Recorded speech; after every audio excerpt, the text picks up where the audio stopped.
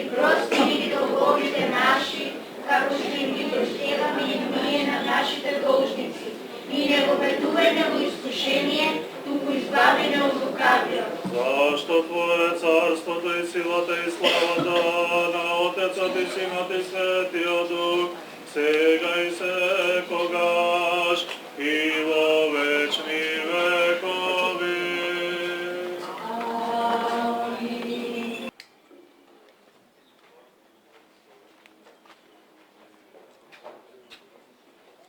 Кога во нашиот дом заради нешто се страда, слушнете ја Богородица како вели: што и да ви каже мојот син и Господ, направете.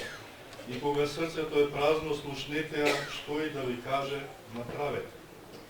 Кога семејството е разделено, слушнете ја, што и да ви каже, направете. Кога народот се плаши за својата иднина, слушнете ја, што и да ви каже, направете.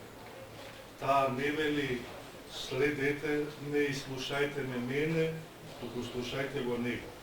Ако сакаме да ја прославиме Божјата мајка, да го послушаме незиниот глас, што тивко се обрата на присутните на свадбата во Кана Галилејска, треба да го примиме незиното слово, што и да ви каже, направете. Пресвета мајко, ти која го прими несмесливиот во својата утроба, прими ги денес нашиве молитви, ти која го носеше Христа во своите раце, научи не како да го носиме во нашите срца. Ти која стоеше под крстот, не оставај ги оние што денес стојат под своите крстови. Биди со мајките кога плачат, со детето кога се плаши, со старецот кога е сам, биди со болниот кога чека исцеление, биди со оној што заминува далеку, биди со оној што останува сам дома, биди со нашиот град, биди со нашиот народ. Нека востоке Jego, Jego će величaju ще небо блажае. Секоја година доаѓам овдека, на тие што не биле им порачувам да дојдат на овој прекрасен манастир и на ова прекрасно место.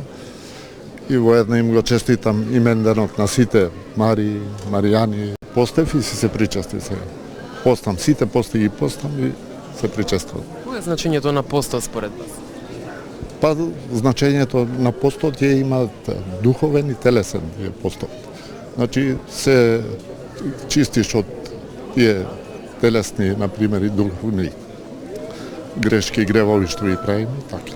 Сите да се добронамерни, добри, со добри мисли. Па стално идеме ние овдека на овој манастир и секоја година сме тука, помагаме, се трудиме да биде се во ред, така. Зашто се помолите денес? Па за здравје, за Господ да е со нас, секоја година, тие се желбите. Денеска е убав ден, успение Пресвета Богородица, голем празник. Сакам да им честитам на сите мои сограѓани, православни христијани, да е за многу години празникот, многу здравје, среќа, благосостојба во нивните домови и овој ден нека биде еден ден кој што ќе биде водилка за сите христијани во Македонија и пошироко и Господ да ни ја благослови Македонија.